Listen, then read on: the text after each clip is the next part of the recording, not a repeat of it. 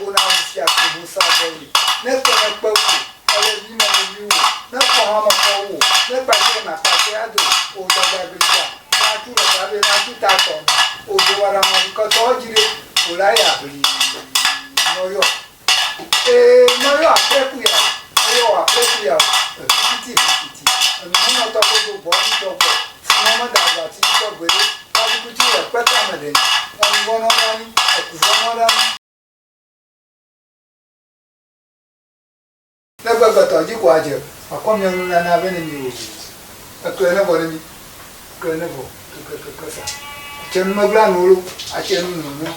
ojo wa mo ka to ri e kwa te ko ame re no vienti bi ado agbela ri ma o so bolisa ojo idera godo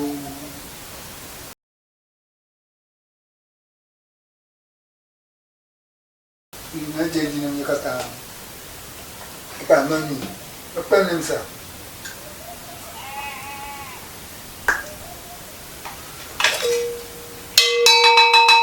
eje kata ame ro vori eje godo la pa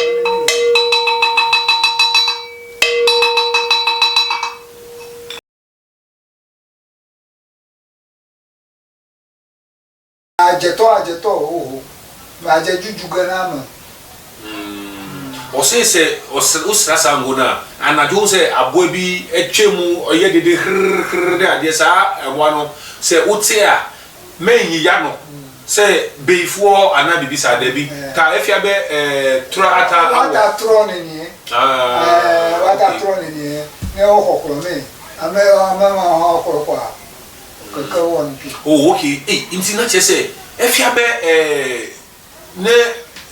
me amia me lasi wo hambo na ene ese ya mu me jebe awon na me ko ajejuju masa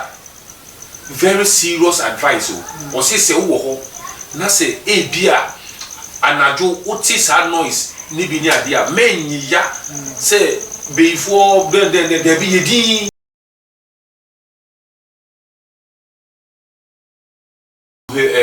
abomination allo mole jodo dama menyon nenya eta leso mo de jodo re maga to bo ebeluka maga to bo o ke ga no ibusia shocking revelations o say oba o wo ho na say won ta mpe ahwenie sha nye very careful pa na so your be man so na se uyiri ana o girlfriend o pe ahwene hia sa oba no memfa ho nka no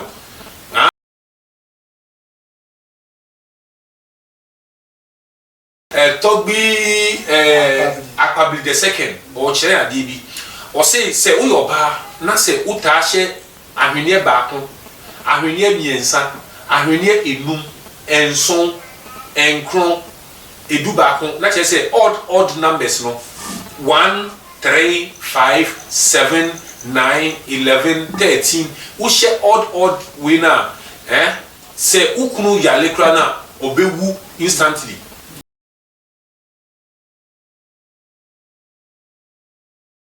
wa break kra na say unsa ka oba no na say oba ne ba wo che na say on sha hwene a memfa na de no ewa ye eva gbo re jonu mele dia magaka si le gra asem ne din o aso ha ne degari edin aso enne ade efe enyi bagade ato bagade eto it was a for me chicha mo me sama makwa abade ba Echoes of Grace multimedia fiti kese so na say dem ka kire mo no me say what you don't know is always bigger than you ade a woni mo sa ade no eso che nkura enti no se de mo nyina menu no me da so ni nam me ni nam na ma be pie ekura bi ase na me nsa abeka papa penyi bi wa ha na ejuma wo ye no ono de ne de o ye specialize in say yalisa na say the minimum eka no da me nsa abeka e papa wa na ono no onhye da enti twi ni papa enti no obeka ewe no na machira ase kakra e otobi wisdom me na wisdom va Echoes of Grace multimedia to be medekuku unkode nkonya osofo akpabili okay ebusia said the watch no or say your friend of busufo akpabili the second soko afi oyo afi be luka soko oh okay or say your friend aha sokope ewo voter say o ba ha ye o ba ha side ufa ufi ashama ufi hinfa na eba wakra o na say udu akuse junction na say usi ewo usi ubesi ewo friend say friend say Okwenya junction watch them so ubesi Okwenya junction na usi wo hope na ubisa say uko togome sokope aha ubesi wo VR for na obun say okada bebre sisi ho enti ufa bia usi uko sokope uba sokope wabetu Toby Akpabili the second. You Toby hafi mi ajegoma atado gberana mi ajegoma. Okay. Mi chese ombo mpaye maye na yen start jumedie no. Enti no de wo ho no. Aha. Oh modago to modago. Modago no to gbe buga wara wa ya ya. Modago no to gbe buga so wara ma no ya. Kala ko za ko atakusa hizi manoisha ajoshata buguna usia kubusa boli neto nepewu ale bima niwu nepo hama kowu nepa na pase ado o daga grisa na turo tabe na tutato o dowara ma ko tojire ulaya bri noyo apreku ya titi no to ko bo ni to ko mama daga ti to gbere kuti repeta mede on bononani ekuzonani ekitonani pasibonani bibitonani agotonani anamisi pasijomisi amisi hami aganako anakuwa kana basa amere netenene akitu sebani kuota neba bakota neba to kuna toto daga bobo kuna basi vio so moyo moyo to bi Toma tobi Chitano gloko to agom isali bobo ukubona bekatoju ushikara obara habito afya mke no yo toma ga sumoja moja kama hama moja bushika huko yuma bwani moyo kakaka moyo epebi no ja polisi no to gajina bele chavo moyo makata na tomo afa group na do ya foda o protection na ndara na roma jama westama yo yama yo apia yo kebeli yo tanti yo kamabu yo ramo yo anya katama basa ema yo na pato pe kala di bi asana na jati akata mi na do ara kama ko agogo na bijo mama kwa ko ti ke to ko di na kwa bunu le ka ko la ko nka ko mi je ka to Keji mgongo hapo. Jukiji mmoja. Kwa maana zika leo yala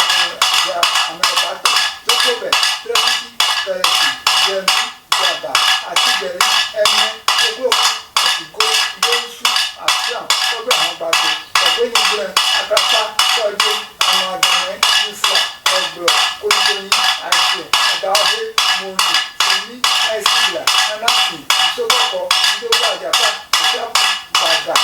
no Abuja ye lumaka kaku blola to blola si na abu owo na wo wa o ti bi wo body mama ko ko ti don ma ko si ya o mi be na ni ma ga na se awuto ashiye adola ti oko azadi ti abalo joko moyo olo ni te bless so mo na ma o se o ti ti saba ni da ko mo le ko moyo me kata na ba se amasa ba moyo abase be na to ko dibo ni ma ti gba to yen le na gbo di ekujonesi ekujonesi ni ajonesi ne bravo ni ma ti bere yen le na le so se gba mo ebi ya agberu ni de ti akọ ni ihu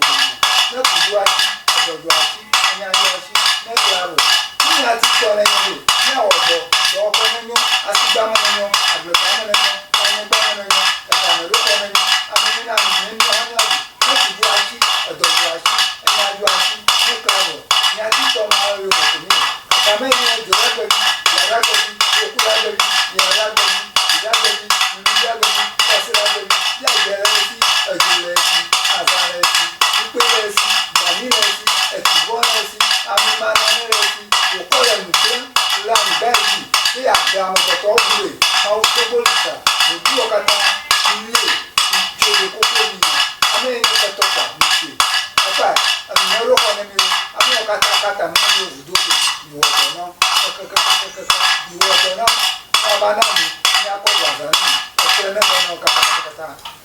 ara ya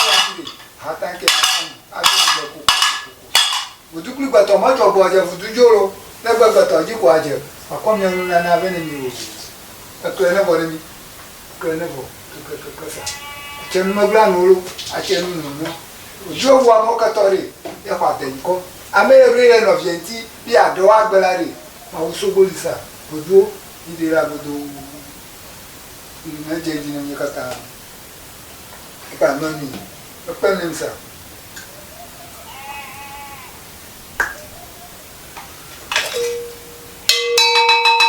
eje kato ame ro vori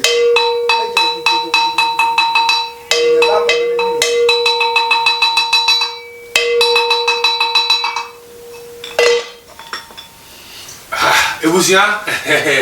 nya oka nyina no eyempaebo wa bom paya mo bibiala o se obibiala ejumedie nkoso ni ade na otamfo bronsam a ompe uye yo ni ade obeso wetia mo ni ade nyina no abosumu na nkasa enso entia o mo ni oni mo nkun ni ade che se wa bom paya ma ye pa ye mo ye du enya se bitu akra enti no ebusuafo ye beda Togbi Akpabli the second ye better na se obehwe a ma ro matade no so adro na tade na abosum dan we no ansa na obewre mo no obeyi watade na I don't know meaning the secret behind it maybe sa no ni nyina na afei ya dosuko ewe dwumade no mu be da se wuche Togbi mele kokuru kata edewu pa wunya ha nam nya ha bedanya wo le konu mo uduo kana gala ko mere je na ada bubuti oh okay ebusu ase de oche no o se eye obuo enye bibia obuo ye de ma abosom no indi se wo hu se ya ro ya tade na eye obuo nkwa yo Togbi akpe na o esi nele gbedodom la mesebe egbobe amede ne amede tupe la medesi ajewu na ka tupe asa tupe le awuye no vire do no de la oh okay ta efiabe ne amedeli ye ele protection jimbe abadeke mata ko numa kata ko wuye de atawo na le tumwa nyao luka atawo so hu a ni akwa mi ene o asiko ami janko ami e kula ela si e ko mawe to egbepe alo to egbe yi na to bie nesi nesi kwa ala protective ebusia something day etino se o share screen ni so a obon se bosum bakon ena e screen ni so no obon se enwo ena e wo ho no maybe sa no se protection se obi pese okun obi pese otutu pe ni ade ya sa nyoma no so o pe protection about that thing na obeye den enya protection and o see enye bibia say enwu no keke o powers dey somewhere o say enwu no keke ena obesa dia ma o na odi asra odi sra tumi na efiabe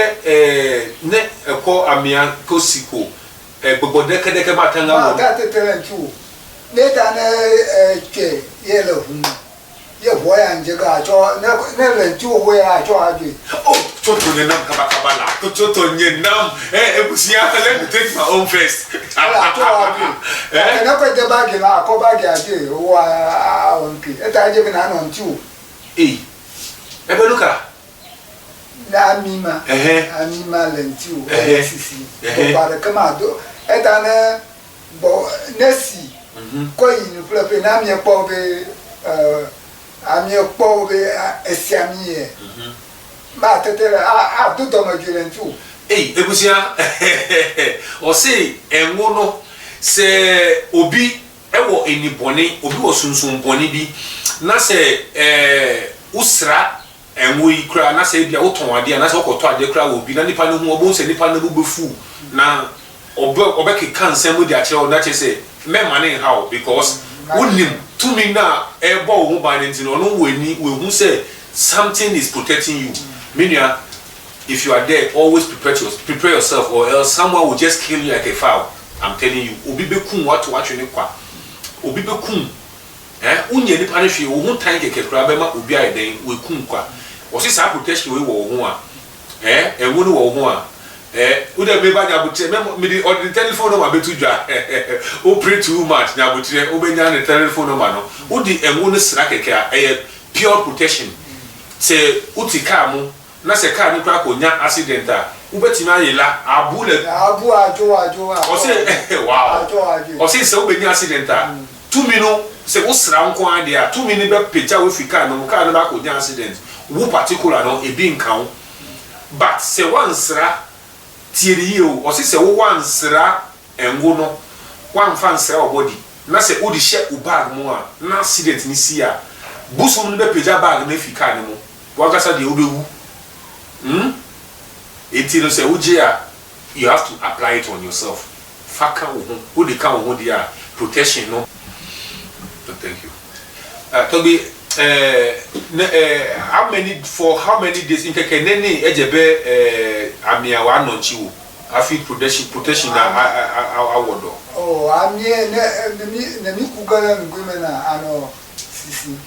Ne view de do. Lo ka bi twe. Ne sine ko moko. Ta ne evo le asiwo efia be protection avo. Ejebe na ba ko bua. Oh, na kemele na ata wo yi wa non jiwo be babe na woni nyela na duhara manyone ne duluka ha opoto ame mo okay be de ko me gona lo o pa che se tumi no obetumi enwono o de ngone mawa obetumi asra se uwo ma ana oyiri ana okunu a ubetumi amom bi ayeden asra se ebi kura sorofa akola ana se bibi etu obi empofiri mu a na se engo ni bi wo ho a udi sra ne pa no pe obeye okay na che se something dey somewhere I'm telling you minia enti but ose sa de we no so nechi wade eni se obedi preko nam se engo no ewo wo ho de a men di preko se engo wo ho na ko di preko na ebe na che se wasei amambe no na edele amesi ye ekobe miao subo meduna nule bome nya meduna me wo susu be nyema adu kake meyina so bade maybe open gachia okoku proton lana amede ye nyemenya oko jama oko gachia na menya mawo du wo na ne ko okay ka ne enya ye evadua pro akọ problem okay okay ebusia maybe say say in case usra enwo ibi na say ebia ukochoba okodidi wa mama ya we say ebia umpepreko but ebia na obi chance atere bi omoda kosa ana makoma nkwan bi kwa na wakoba bi na obi asevu na say na yi chepede ya mede na onududu ye eleme ye ede yo menya ma wona ne ke wo na say aha okay ebia okoba bi yo ma odwane bi ni ade na say preko wo mu a enyo hwe because wo nim but wo shed that say wo bakoto preko dia edidi a obenya problem aha enti no bomodin say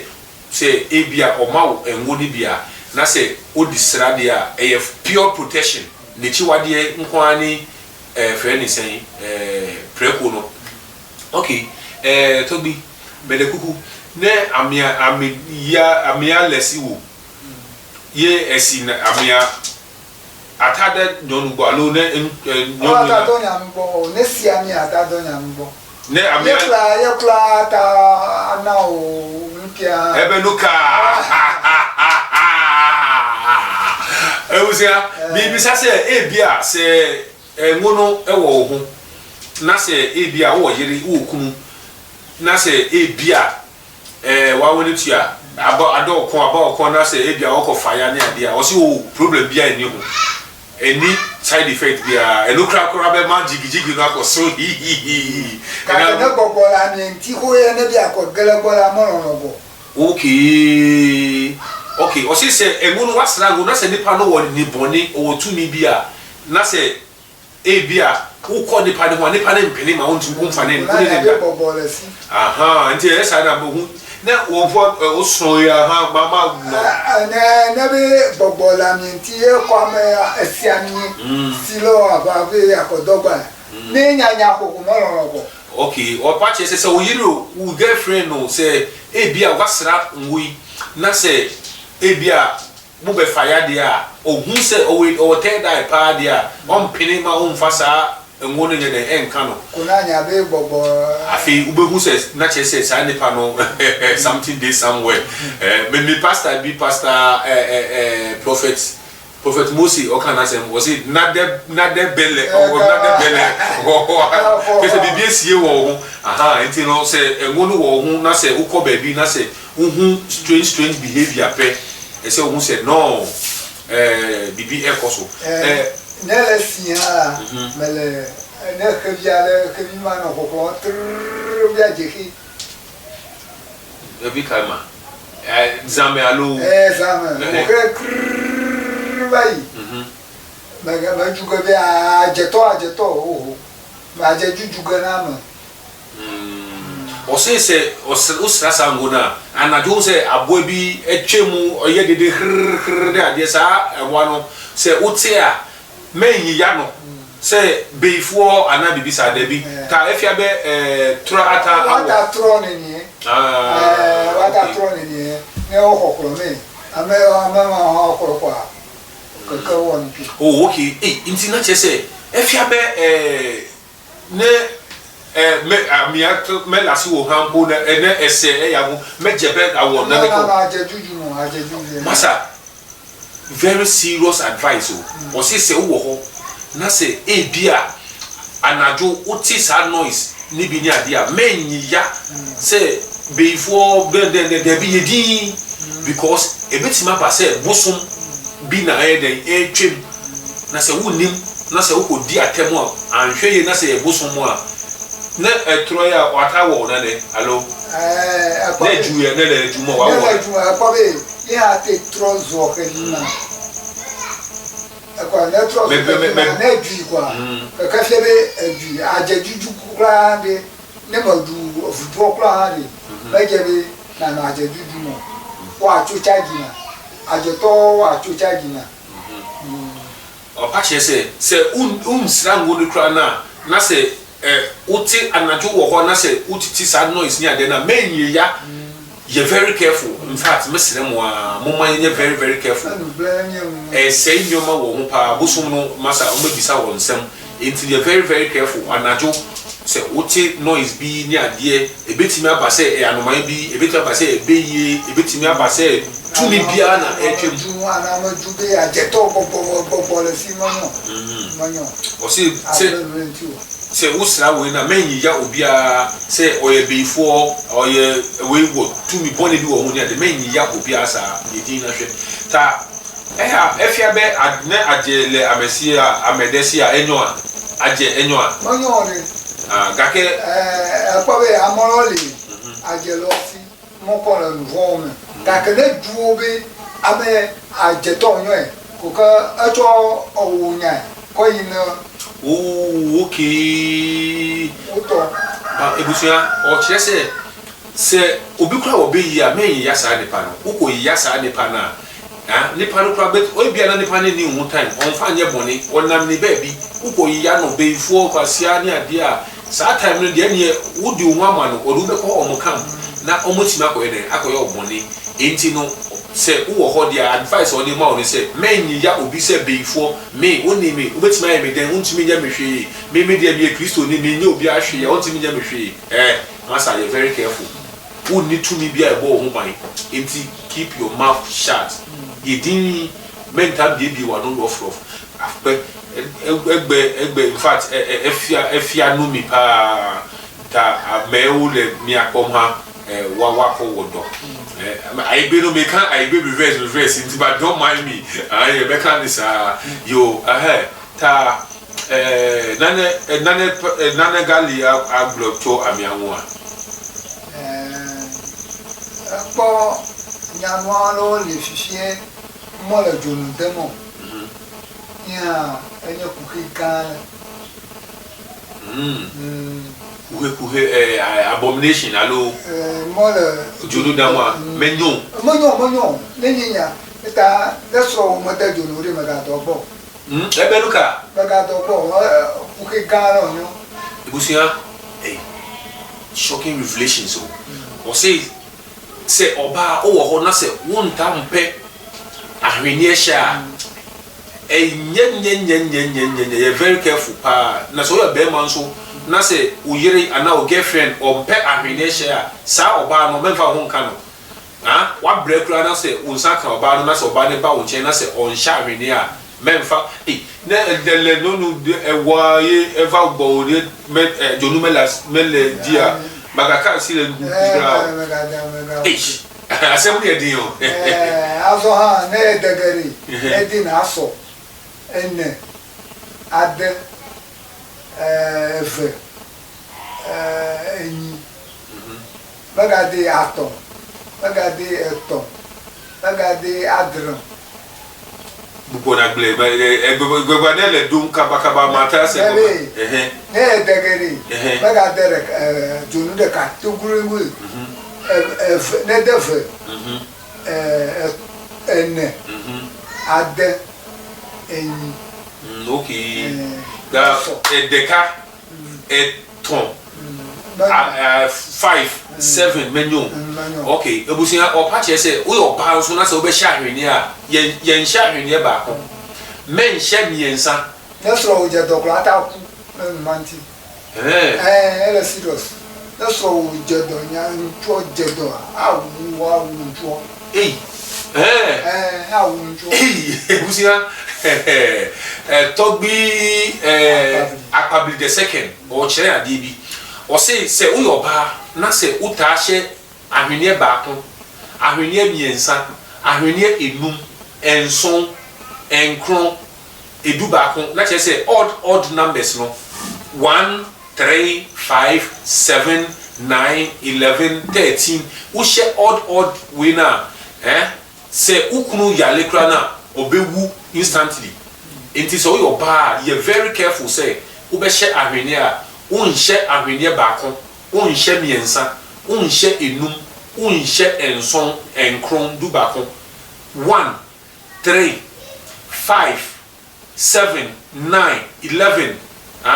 those odd ones no abominable men hye just bususam kra say oba wo be hye ahwene sa but the positive one to get good energies around you no she mienu ana se she anan ana se she ensia enwotwe edu dia ye chemu ayeye anome ne ma ye mi ata amame the after we no so what I say o say I thought I should you say o